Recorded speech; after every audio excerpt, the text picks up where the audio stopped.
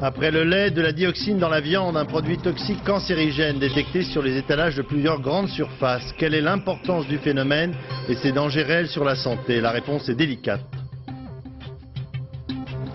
Le mondial de football, une affaire qui marche pour les tours opérateurs, des billets pour la finale qui passent de 2 950 francs à 15 000 francs. Au procès de Yann Piat, le témoignage poignant de son chauffeur. La députée du Var est morte dans ses bras. Lui-même a été très grièvement blessé. Le sphinx du Caire retrouve toute sa jeunesse. Menacé par la pollution, il risquait de tomber en morceaux. Il vient de subir un lifting complet à l'âge de 4500 ans. Tennis, Roland Garros, c'est parti et mal parti pour certaines Françaises. Pitkowski, Mauresmo, Tauziat éliminés dès le premier tour. Madame, Monsieur, bonsoir. C'est un sujet particulièrement sensible qui revient sur le devant de la scène. Quel danger pour la santé représentent les émanations de dioxine, un produit toxique qui s'échappe des centres d'incinération de déchets? Jusqu'à présent, on avait repéré des traces de dioxine dans certains produits laitiers. Cette fois-ci, il s'agit de la viande. Une enquête menée par un institut indépendant prouverait que sur 5 échantillons relevés dans des grandes surfaces parisiennes, la viande est contaminée par la dioxine. Une conclusion inquiétante, dans la mesure où il s'agit là d'une substance cancérigène. Anne Poncinet. C'est la première fois qu'on cherche en France la teneur en dioxine de la viande. Et c'est à une association, le CNID, qu'on doit cette étude. Des échantillons ont été achetés dans 5 supermarchés, veaux et bœufs, analysés ensuite par un laboratoire allemand. Mais ce n'est pas la première fois que l'on trouve de la dioxine dans l'alimentation. Sa présence est bien connue dans le lait. On a eu l'idée d'analyser les viandes quand on a su que le lait des vaches était contaminé. Et on s'est dit que les veaux, les bœufs et les vaches, dans leurs muscles, dans leur viande, devaient être aussi touchés. Et l'on pourrait sans doute découvrir encore de la dioxine ailleurs. Selon les Allemands, on absorbe notre dose journalière avec toutes sortes d'aliments. À partir de l'étude sur les viandes, l'association a extrapolé et calculé que chaque enfant absorbe 3 fois la dose recommandée. Cette dose, qui dépend du poids de chaque individu, est infinitésimale. Il s'agit du millième de milliardième. Elle varie selon les pays, car si l'on sait que la dioxine est cancérigène, on sait mal à quelle dose. Bref, l'étude du CNID est intéressante, mais trop hâtive selon les scientifiques, lorsqu'elle chiffre des cas de cancer. C'est un dosage ponctuel, et il faudrait admettre que, pour les cancers qu'on observe actuellement en France en 1998, eh bien, ces gens qui sont des cancéreux aient absorbé des dioxines et pas autre chose depuis 10, 15 ou 20 ans. Ça, c'est vraiment une hypothèse. En première ligne aujourd'hui, les professionnels de la viande sont inquiets. Ils sortent à peine de la crise de la vache folle. Au vu des résultats de l'étude, si on ne consommait que de la viande rouge, il faudrait consommer plusieurs kilos par jour de manière continue de viande rouge pour atteindre un seuil critique d'absorption de dioxine au travers de la viande. À l'heure actuelle, aucune norme ne fixe un taux de dioxine acceptable par aliment. Les autorités sanitaires et les professionnels de l'alimentation y travaillent. Et ce soir, un communiqué du gouvernement signé des ministères de l'Agriculture, de la Santé et de l'Environnement. Selon ce communiqué commun, l'exposition moyenne aux dioxines en France est environ de la moitié de la valeur tolérée. Ce sont donc les centres de traitement et d'incinération des déchets qui émettent de la dioxine. Il en existe une vingtaine en France et déjà dans le passé, plusieurs producteurs de lait, notamment dans le Nord, qui se trouvaient à proximité de ces usines, ont dû arrêter leur production en attendant que ces installations soient mises aux normes. Reportage Marianne Masse, Patrick Burstorm. 3 incinérateurs fermés en janvier autour de Lille, un autre à Maubeuge présentant des taux de dioxine 1000 fois supérieurs à la norme. Dans ce domaine, on peut dire que le Nord a fait parler de lui. Pourtant, c'est une région pilote en matière de solutions alternatives. Aujourd'hui, dans la communauté urbaine, 300 000 personnes sont équipées de poubelles sélectives. On va trier. Bon, ça passera du temps, on fera trier les enfants. Ça va être un jeu pour les enfants. Et au moins, ils vont bien savoir recycler tout ça, même pour eux plus tard, c'est utile. Ces poubelles, elles arrivent ici à Halluin, le leader français du tri sélectif. L'intérêt, c'est qu'il n'y a aucune transformation, donc pas de pollution. Sur les 35 000 tonnes de déchets qui sont traités chaque année, 88% en moyenne sont revendus pour être valorisés. Nous pouvons absolument réduire le plus possible la fraction qui partira en incinération, ne pas surdimensionner les incinérateurs tels qu'on l'a fait jusqu'à maintenant, et lui laisser sa juste place, mais la place unique qu'il a besoin, c'est-à-dire valoriser tout ce qui peut l'être en amont de l'incinération et ne mettre en incinération que ce que vraiment on ne peut pas valoriser autrement. Clin d'œil, les déchets qui ne peuvent pas être valorisés sont stockés dans l'incinérateur voisin qui a fermé en janvier pour être ensuite acheminés en décharge. Mais la solution est transitoire. On attend en effet la construction d'un nouvel incinérateur pour l'an 2000 parce que des incinérateurs, il en faudra toujours. Je suis sûr que pour les incinérateurs nouveaux, la norme de 0,1 nanogramme par mètre cube sera aisément réalisable. Et pour incinérer propre, il faudra mettre les moyens. Aujourd'hui, sur 71 usines en France, seules 6 répondent aux normes et 15 dépassent de 100 fois le taux de dioxine autorisé. À 3 semaines de l'ouverture de la Coupe du Monde de football, ce ne sont pas encore les équipes qui flambent, mais le prix des places. Le quotidien économique La Tribune révélait ce matin que certains tours opérateurs n'hésitaient pas à multiplier leur marge bénéficiaire par 5 ou 10. Une place pour la finale, par exemple, à 2 900 francs, prix d'origine, revendu 15 000 francs. Philippe Visserias, Jacques Deveau. Alors il y a Espagne, Nigeria, Japon, Croatie, Chili, Cameroun... Dans cette agence de voyage nantaise, il reste encore des billets à vendre. Mais à quel prix? Plus de 15 000 francs pour la finale, alors que les tarifs officiels pour ce match varient de 350 à 2 950 francs. À ce prix-là, seules des entreprises peuvent s'aligner. 15 000 francs pour inviter son meilleur client ou son plus gros client à un événement comme la finale du mondial en France, bah là, ça peut peut-être paraître un peu plus normal parce qu'on rentre dans des prix qui sont comparables à ceux des autres événements sportifs toute l'année. Une dérive constatée pour tous les matchs de la Coupe du Monde. Par exemple, des billets pour le match Japon-Jamaïque, achetés 145 francs par les professionnels du tourisme, sont revendus 2500 francs sur le marché japonais. Les organisateurs de la Coupe du Monde protestent contre de tels tarifs. Au début de l'année, ils ont écrit aux 17 tours opérateurs officiels de la Coupe du Monde. Leur mise en garde est claire, de telles pratiques perturbent le marché et sont jugées inacceptables. Mais dans cette affaire, le comité français d'organisation s'estime impuissant. Malheureusement, nous n'avons pas la possibilité légale d'imposer un prix sur le marché des tours opérateurs, que ce soit en France et encore plus à l'étranger. Et ça, c'est un phénomène avec lequel il faut vivre. Mais c'est vrai que je regrette que l'on voit aujourd'hui des prix absolument faramineux sur ce marché. Une telle inflation ne touche pas que les tours opérateurs. Sur Internet, des particuliers, souvent des Français d'ailleurs, revendent à des prix prohibitifs leur précieux sésame. On estime qu'en Angleterre, entre 10 et 20 000 billets auraient ainsi été achetés au marché noir. Ce qui pose des problèmes de sécurité. En septembre dernier, à Rome, des Anglais qui s'étaient approvisionnés au marché noir se sont retrouvés dans une tribune réservée aux Italiens. Résultat, affrontement et intervention de la police, un scénario catastrophe que voudraient à tout prix éviter les organisateurs de la Coupe du Monde en France. Signe des temps donc, l'argent omniprésent dans l'organisation de cette Coupe du Monde. Il y a les entreprises qui parrainent officiellement la compétition et toutes celles qui n'ont pas été retenues mais qui entendent bien tout de même profiter de l'événement. Enquête Pascal Golomer, Alain Chalon. Les Champs-Élysées aux couleurs du Paris Saint-Germain, le temps d'une inauguration. Il y a quelques jours, la nouvelle boutique du club de football a ouvert ses portes. Joueurs et photographes avaient répondu à la convocation. Le PSG s'est associé à Nike pour proposer ici des centaines de produits à son effigie. Pour le fabricant américain, c'est aussi une formidable occasion de vendre au public les tenues des 6 équipes nationales qu'il sponsorise, qualifiées pour la Coupe du Monde. Nike n'est pas partenaire de cette Coupe du Monde, il ne verse pas d'argent aux organisateurs.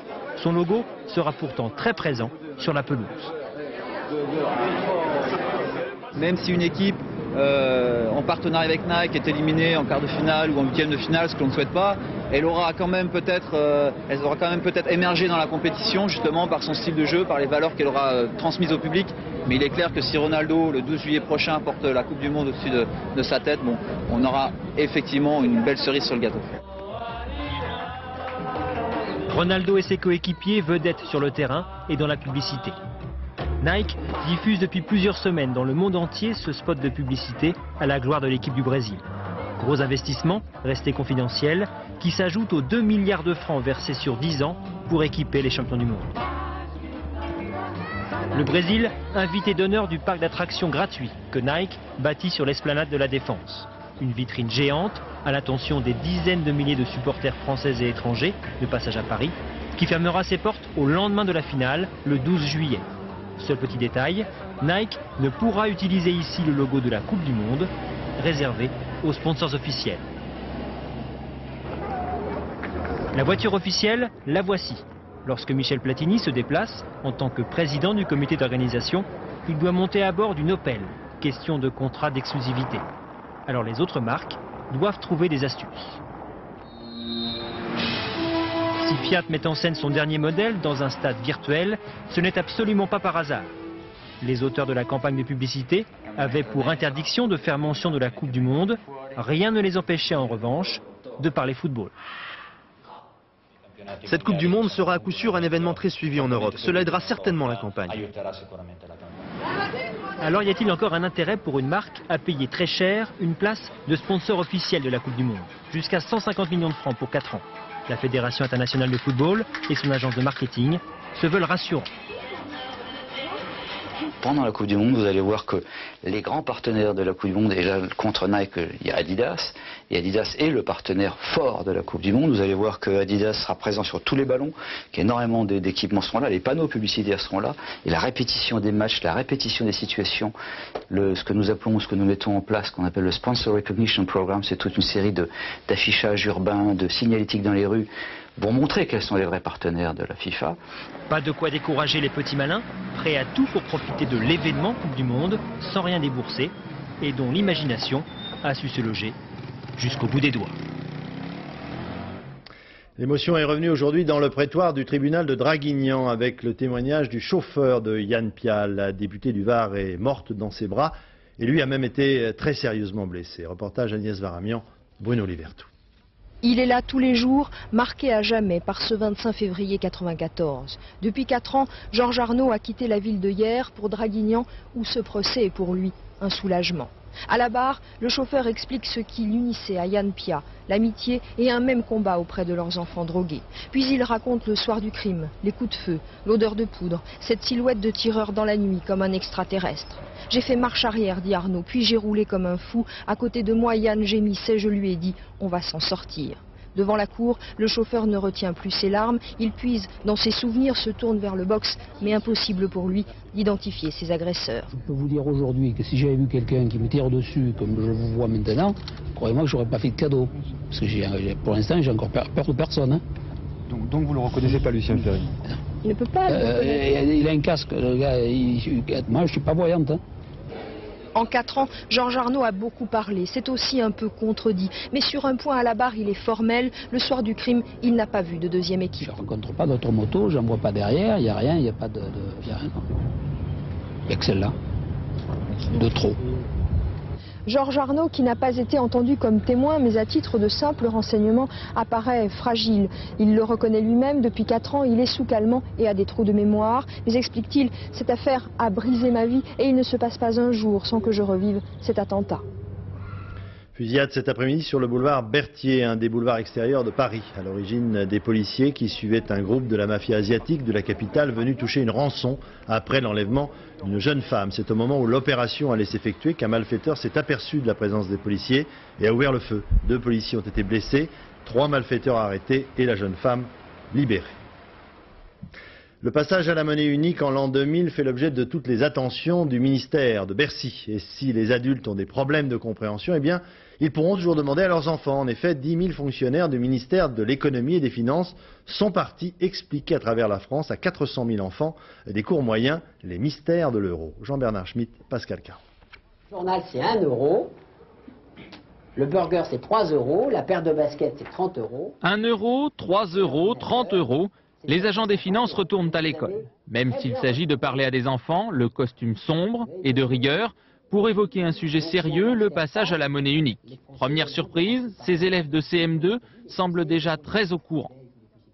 11 pays ont décidé de faire une seule monnaie pour tout le pays, pour rivaliser avec le dollar américain. Et tu penses que c'est compliqué pour certaines personnes ? Oui, surtout pour les grands-mères et les grands-pères, parce qu'ils ont vécu dans l'ancien franc. Donc, Une vivacité d'esprit qui a de quoi ravir notre spécialiste S-Euro. Ils savaient déjà à peu près tout sur l'euro. Hein. Ils connaissaient la valeur, ils connaissaient les raisons, ils connaissaient le calendrier. Je crois qu'ils ont parfaitement résumé les avantages de l'euro, hein, la transparence, la concurrence, la facilité. Vous en prenez un tableau chacun. Et pour parfaire la leçon, rien de mieux que les dessins des futures pièces et billets qui seront dans les porte-monnaies à partir de 2002. Il n'est jamais trop tôt pour apprendre, d'autant qu'à bien y regarder, les choses ne sont pas si claires que cela. Une baguette de pain, ça coûte 3 francs. Ça coûte combien une baguette en euros? Dans les 100, dans les centimes en euros. 10 francs de bonbons, là, ça va te coûter combien d'euros? 10 francs de bonbons, ça va me coûter 1 euro. 1 euro seulement? Ou 2 euros.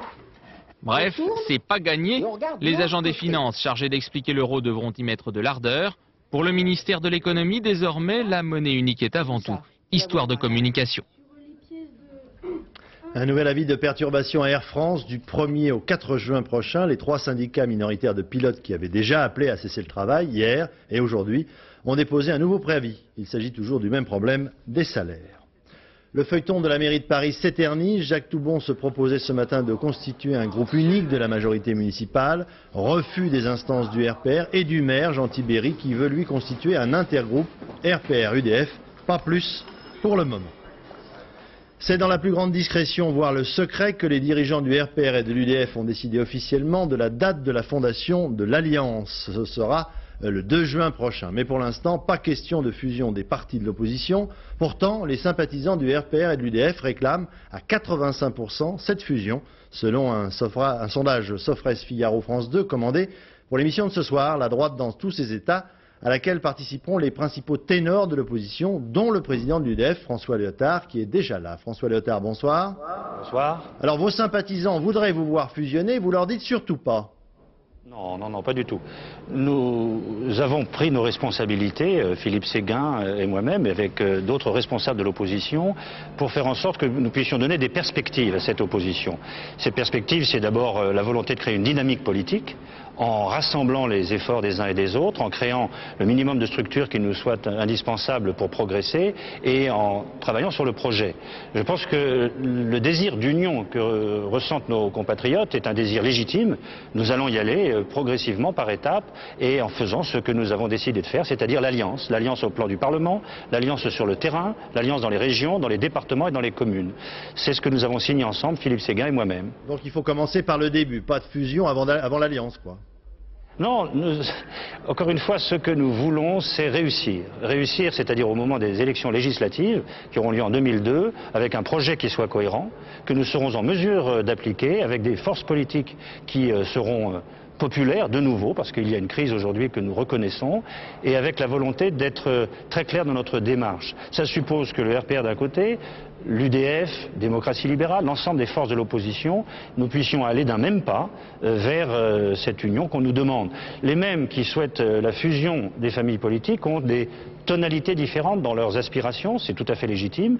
Il faut assurer à la fois cette aspiration à l'union, y répondre, et en même temps le goût pour la diversité qui, vous le voyez bien, a donné satisfaction à la gauche depuis quelques mois. C'est la même chose pour nous. Il y a aussi un désir de diversité dans l'opposition et il faut satisfaire ces deux aspirations.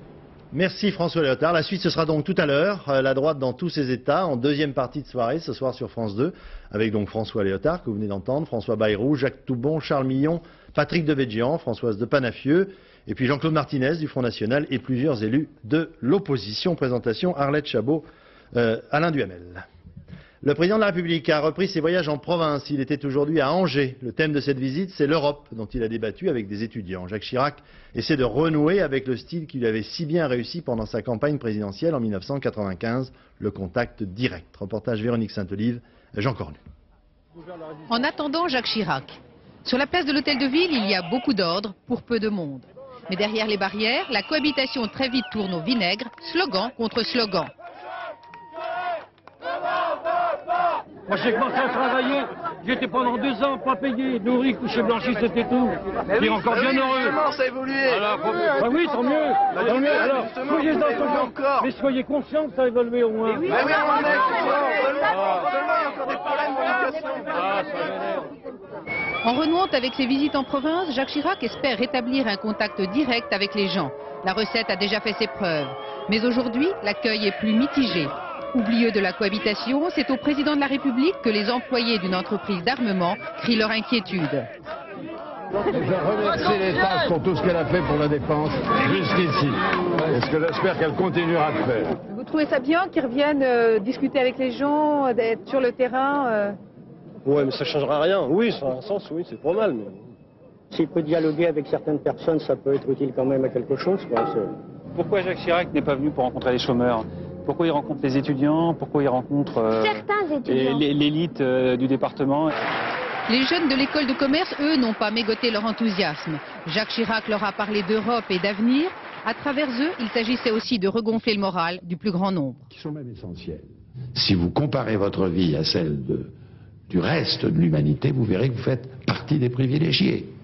On gagne 9 fois sur 10 quand on a confiance. On perd 9 fois sur 10 quand on n'a pas confiance. On disait Jacques Chirac trop occupé par la politique internationale. Aujourd'hui, le chef de l'État veut revenir sur le terrain du quotidien et du concret des Français. C'est peut-être aussi une façon pour lui de prendre ses distances vis-à-vis des difficultés de l'opposition. Les 6 opérations de chirurgie cardiaque qui ont été réalisées la semaine dernière à l'aide d'un robot ont mis en avant les fantastiques progrès techniques réalisés ces dernières années.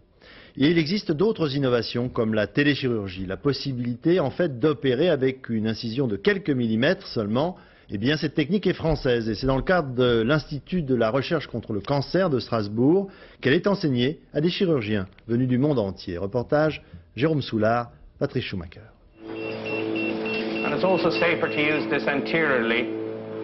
L'exercice est périlleux. Opérer un côlon dans le ventre d'un malade ouvert à peine sur quelques dizaines de millimètres. Michel, arrête de bouger ta vue externe, s'il te plaît. Londres, Munich et Strasbourg, 3 interventions délicates en direct par vidéoconférence. Ce matin, 160 spécialistes viennent se former à la chirurgie laparoscopique. L'œil du chirurgien, c'est à présent une mini-caméra introduite dans l'appareil digestif du patient. Quant au geste et à sa précision, on l'apprend ici, à Strasbourg. Actuellement, on est au stade de la codification du geste chirurgical et c'est pour ça d'ailleurs que les réunions qui sont organisées ici sont pour transmettre des messages parfaitement codifiés afin que le geste soit reproductible entre toutes les mains. Et en 4 ans, 3000 chirurgiens ont été formés à l'heure de cette technologie française. Je pratique déjà la chirurgie laparoscopique au Japon, mais je viens apprendre en France les nouvelles techniques. C'est vraiment une formation excellente et nous aimerions beaucoup installer le même centre chez nous, à New York City.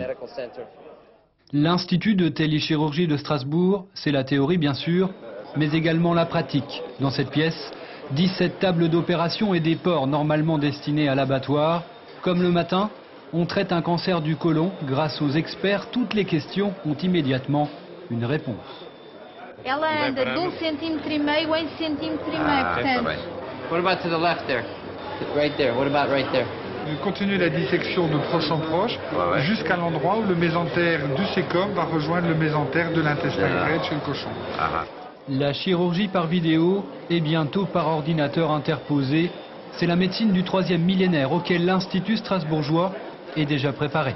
La chirurgie laparoscopique faisait peur il y a 10 ans et des chirurgiens conservateurs disaient que cette chirurgie n'aurait aucun avenir. Vous voyez ce qu'elle est devenue, elle s'est généralisée. Donc c'est évident que si le geste aidé par ordinateur est un plus pour le malade, eh bien elle va se systématiser. Des pathologies enfin soignées, limitant les problèmes post-opératoires pour les malades, c'est le défi de cette technologie inventée par les Français, optimisée aujourd'hui par les chercheurs du monde entier. Actualité internationale, un procès politique à haut risque s'est ouvert aujourd'hui à Madrid, celui des GAL, ces escadrons de la mort responsables d'au moins 28 assassinats de séparatistes basques entre 1983 et 1987. Tout le problème est de savoir dans quelle mesure ces groupes agissaient clandestinement au nom du gouvernement socialiste de l'époque. Dans le box des accusés, plusieurs hauts fonctionnaires de la police, mais aussi l'ancien ministre de l'Intérieur. Thierry Tullier.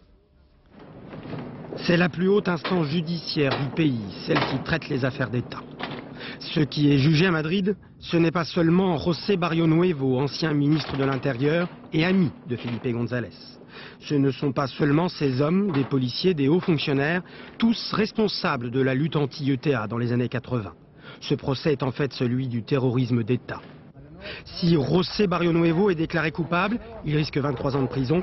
L'implication de l'État socialiste dans la sale guerre sera établie. La sale guerre, C'est celle menée par des commandos dont on connaît surtout les initiales, les GAL, ou groupes antiterroristes de libération.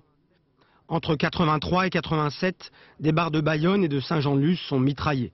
Des militants présumés de l'ETA exécutés.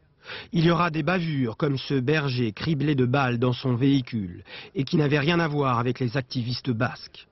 En 4 ans, 28 personnes sont assassinées par les GAL, toutes sur le sol français. L'objectif est d'obliger la France, qui abrite à l'époque de nombreux cadres de l'ETA, à changer de politique. Mais José Barrionuevo ne va pas répondre de tous ces faits. Il est jugé pour le seul rapt en 83 de ce marchand de meubles français. C'est le premier acte revendiqué par les GAL. La justice devra dire si Barrionuevo en a été le commanditaire. En un mois, une quarantaine de personnes, dont Felipe González, ont témoigné. En Espagne, c'est le procès le plus retentissant depuis l'avènement de la démocratie. Le sphinx des pyramides du Caire va retrouver ce soir sa splendeur perdue après un lifting qui a duré près de 10 ans. Le monument restauré va retrouver donc une seconde jeunesse. Sculpté il y a 4500 ans, la pollution de ces dernières années l'avait gravement endommagé. Pour autant, le sphinx ne retrouvera pas son nez, qu'il avait perdu à cause d'un boulet de canon tiré par les Mamelouks au XVIIIe siècle, ni son bouc, sa barbe volée au XIXe siècle et qui se trouve au British Museum de Londres. Richard Binet. Depuis 4500 ans, il monte la garde devant les 3 pyramides de Gizeh. Et en ce moment même, le plus ancien malade du monde renaît à la gloire dans une cérémonie grandiose présidée par Hosni Moubarak. Jamais, évidemment, on n'avait pris autant de mesures de sécurité pour ce gigantesque son et lumière. Le chantier a duré 10 ans et coûté 12 millions de francs. L'État égyptien n'a pas voulu renouveler les erreurs du passé. Le ciment a été proscrit, chaque bloc taillé au burin. Les restaurateurs ont respecté la personnalité du sphinx en utilisant les documents de ses découvreurs après l'expédition en Égypte de Bonaparte. Le grand sphinx de Gizeh est une ruine. Il faut qu'elle le reste. Un restaurateur ne doit rien ajouter, ni rien changer. Usé par les vents de sable, rongé par la pollution et la montée de la nappe phréatique, son buste risquait à tout moment de s'effondrer. Aujourd'hui, il relève fièrement la tête. Pour la première fois, je peux dire que le plus vieux malade de l'humanité est enfin sauvé. Ce soir, le sphinx de Gizeh, Abou Alol, comme l'appellent les Égyptiens, le père de la terreur, a retrouvé sa grandeur passée. On l'a même fait parler, comme pour mieux appeler les hordes de touristes du monde entier à revenir en Égypte.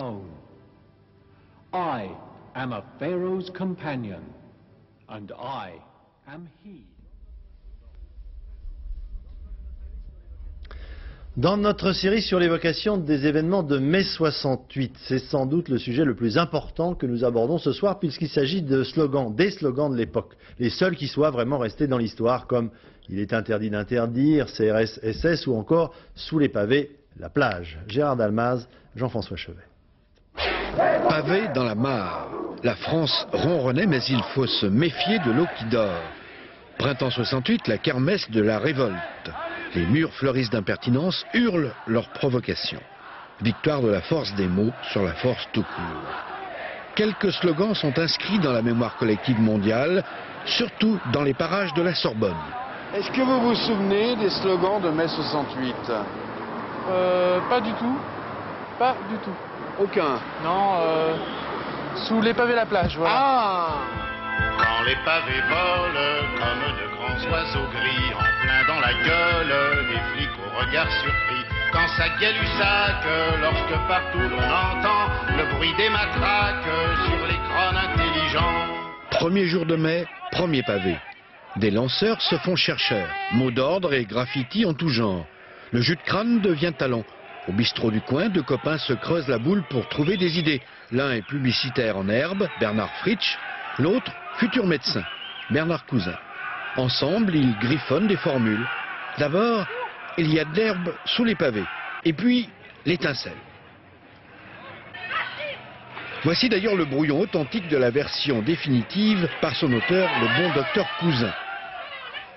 On avait une idée de quelque chose qu'il fallait récupérer avec le pavé, quoi. Donc on est resté là. Ensuite, il y a eu toute cette défense du boulevard Saint-Michel avec les arbres abattus et puis le sable en dessous. Et il m'a dit, il faut mettre la plage. La plage, ça lui plaisait. C'est la grande époque du Club Med. Puis quelques jours après, alors, je suis incapable de me rappeler combien, j'ai écrit sous les pavés la plage. Et ce qui est intéressant, c'est que là, il y a une virgule bleue, parce que visiblement, il n'apprécie pas du tout la forme. Et pour faire la césure, j'ai rajouté une virgule bleue. Voilà. Et finalement, c'est celui qui l'a gardé, et il a beaucoup aimé ce truc, il a écrit absolument partout. Il l'a bien écrit 100 fois. Hein. Sur les murs? Sur les murs, partout, partout. Des dizaines de slogans, beaux ou stupides. Romantisme de la rébellion. Qu'est-ce que c'est la compagnie républicaine de sécurité? Tais-toi. Le célèbre, il me semble que c'est il est interdit d'interdire, et puis pas d'entrave à la jouissance. Faites l'amour, pas la guerre. CRSS, bon, d'accord, ok. Enfin, rien que le fait de le dire, c'est désagréable. Et CRS? CRS? SS. Voilà, c'est ça ce que vous voulez entendre? Parfait. Slogan iconoclaste par des fils de pub qui ne le savaient pas encore. Mélange explosif du choc des mots avec l'art poétique. Jacques Séguéla a commencé sa carrière en mai 68. Mêler le viol que doit être un slogan à une poésie, à un romantisme, à une profondeur, à un lyrisme que la publicité oublie trop souvent. Et puis ça n'était jamais infantile, parce que il est interdit d'interdire, c'est simple mais pas simple. Sous les pavés, la plage, c'est du Prévert. Séguéla et sa bande ont signé ce tag. Cours, camarade, le vieux monde est derrière toi. Le parfum de mai demeure. 68 a lancé des bombes de mots restant d'actualité, et même des jouets pour Noël 68. Slogan à l'appui. Il y a une maxime qui dit « La barricade ferme la rue, mais ouvre la voie ». Voici le pavé.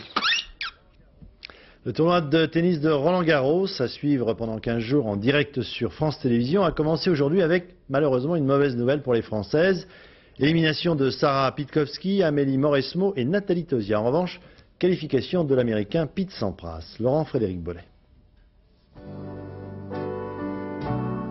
16 ans, 1m73, 55 kg, pas de doute, Anna Kournikova a de sérieux arguments plastiques. Elle a de qui tenir, car la jolie poupée russe ne se déplace jamais sans sa mère Alla, elle-même ancien top modèle, elle-même encore très jeune. Bref, Kournikova, numéro 13 mondial, est déjà une star. Et comme elle ne se contente pas d'être belle, mais aussi de frapper fort et d'écurer ses adversaires, comme ici la française Mauresmo, on se dit qu'il y en a qui ont vraiment tout pour elle. Qu'est-ce que vous voulez? Je ne vais pas user de la chirurgie esthétique pour m'en les dire. Je joue au tennis et c'est tout. N'empêche, quand elle se regarde dans son miroir, elle sait bien que celui-ci lui dit qu'elle est la plus belle. Kournikova est donc le symbole parfait d'un renouveau du tennis féminin, où les championnes comme Hingis ou Venus Williams sont, comme elle, de plus en plus jeunes. À mon avis, c'est normal. Il y a toujours une génération qui en chasse une autre. Il y a une Navratilova, puis Graf, puis d'autres comme nous. Ça évolue. Kournikova, déjà demi-finaliste à Wimbledon l'année dernière, pourrait bien Roland-Garros user de l'insolence de sa jeunesse.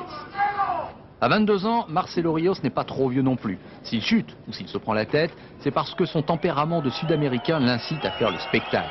L'ex numéro 1 mondial a commencé doucement sa quinzaine. Une victoire en 4-7 sur le Néo-Zélandais Steven, c'est un bon rodage.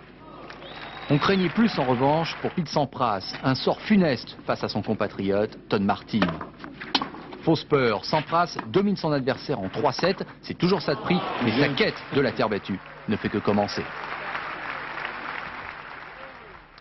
Le Festival de Cannes a replié son tapis rouge. Il s'est bien terminé sur le plan cinématographique, mais par un couac ou plutôt un plouf sur le plan de l'organisation. En effet, au dernier moment, les invités se sont vus refuser l'accès au paquebot Norway, rebaptisé France, pour le gala de clôture. Et ce matin, il y avait de la mutinerie dans l'air à bord du paquebot. Non pas de la part de l'équipage, mais de certains passagers. Yannick Aroussi, Gérard Gallian. Le festival de Cannes terminé, aujourd'hui c'est la descente des marches qui comptait avec en vedette les passagers de la croisière sur le Norway. Monsieur, vous pouvez nous expliquer ce qui s'est passé à bord? Non. On voulait voir Cannes, on voulait voir des stars, on voulait passer un bon moment, nous avons payé pour être bien, comme tout le monde, et puis c'est une horreur, voilà. Voyez, voilà. Et ils devaient en ramener des souvenirs et même dîner avec les stars, c'est Richard Gere en personne qui leur avait dit. Dany, Richard Gere. Oui, nous devions participer à une très belle soirée avec Richard Gere. beaucoup d'acteurs et moi j'avais acheté un très bel ensemble et d'autres jeunes filles aussi et nous avons été très déçus, on n'a rien mangé. Un climat de scandale qui n'est pas partagé par tous les passagers. Ils sont montés sur le France, ils croyaient que c'était des stars, mais c'est bon, restez à votre place. Franchement, c'était impeccable, mais ils n'étaient jamais contents, jamais contents. Au point qu'hier, les esprits s'échauffent. Certains passagers sont visiblement ulcérés de devoir choisir entre la montée des marches à Cannes et le dîner des stars à bord du Norway. Un climat de mutinerie gagne le bord et le commandant annule le dîner de clôture pour raison de sécurité. L'organisateur lui plaide sa bonne foi dans ce festival de plaintes. De contrat, il est absolument évident qu'il a été respecté. Il n'y a strictement aucun défaut de ma part et c'est vraiment un coup monté. Une croisière à 4000 francs à oublier bien vite pour ses passagers, mais il pourrait bientôt se retrouver à la barre d'un tribunal. Des plaintes seront déposées par chaque bord. Et ce qu'il y a d'extraordinaire chaque année avec le Festival du cinéma de Cannes, c'est que finalement le soufflet retombe aussi vite qu'il était monté pendant 2 semaines. Les Cannois, dès ce matin, vous allez le voir, ont repris leurs bonnes vieilles habitudes et l'on s'aperçoit que la fête du cinéma ne les a pas vraiment troublés. Reportage Nicolas Vinclair, Jean-Louis Melin. Vous avez déjà vu la vitesse à laquelle un soufflet se dégonfle? Eh bien, à Cannes, c'est la même cuisine. En l'espace de quelques heures, tout fout le camp. Nous sommes en retard. Oh ben, ça y est, ça ira vite. Ciao. Dernier autographe. Félicitations. Merci. Au revoir. Merci beaucoup, madame. Ciao, merci, madame. Et nous voilà tous épuisés. Simone, je me sens toute chose. Je décompresse pour le moment. Je vais parler plus doucement et tout parce que je suis un peu sourde et très nerveuse. Et ça va mieux. Sur les plages, allez hop, ça traîne pas, on démonte. Mais avec ces 15 jours de fête, il n'y a pas que la plage qui soit démontée. Vous avez bu combien de coupes sur ce festival? Oh, faut compter à peu près 60 coupes par jour. En gros, entre 30 et 50 coupes par jour. D'accord. Donc, en tant que festivalier, on termine son festival dans quel état? Je sais pas, vous savez comment je m'appelle? Non? Allez-y. J'en sais rien. Plus personne au palais, et voilà les marches enfin démystifiées. Dites-moi, excusez-moi, ce sont les fameuses marches? Oh oui, oui, comment? Mais aujourd'hui, finalement, c'est plus qu'un escalier. Voilà, voilà, exactement. Fini les starlettes, bonjour les caniches, la croisette n'est plus que son ombre, c'est comme si rien ne s'était passé. Vous êtes en train de vous informer sur le palmarès, qu'est-ce que vous lisez? Non, là, je voici. D'accord. La Palme d'Or. La Palme d'Or. C'était qui? Oh, je n'ai pas la mémoire des noms, vous voyez, moi, les films. Le Grand Prix, c'était qui? J'ai pris la de Monaco. Le Grand Prix, non, le Grand Prix du jury. Grand Prix, oh, je sais pas du tout. Vous savez pas du tout? Je n'ai pas écouté. Vous savez qu'il y a eu le prix d'interprétation masculine? Si, on a entendu, mais vous dire qui alors Si, c'est 2 Françaises. Ouais. Vous savez à quelle heure c'est, les chiffres et les lettres? Oui, 6h20. Bien sûr. Je voudrais quand même partir de Cannes avec un souvenir agréable. Ouais. Je peux? Quel souvenir? Merci. Oui, mais allez-y. Bref, à Cannes, c'est le retour à la normale, plein de souvenirs dont un à poil bouclé, et ce serait sympa si quelqu'un pouvait me garder ce soir. Voilà, c'est la fin de ce journal. Je vous rappelle le principal titre de l'actualité de ce lundi. Après le lait, de la dioxine dans la viande, un produit toxique cancérigène détecté sur les étalages de plusieurs grandes surfaces parisiennes. Selon le gouvernement, l'exposition moyenne aux dioxines en France est environ de la moitié de la valeur tolérée. Voilà, ce soir, après le film, La droite dans tous ses états, Arlette Chabot, Alain Duhamel avec nos invités. Demain matin, dans les 4 vérités à 7h50, Françoise Laborde recevra le maire de Paris, Jean Tibéry. Et puis dans un instant, la météo, Sophie Davant. Je vous souhaite une excellente soirée sur notre chaîne. Bonsoir, à demain.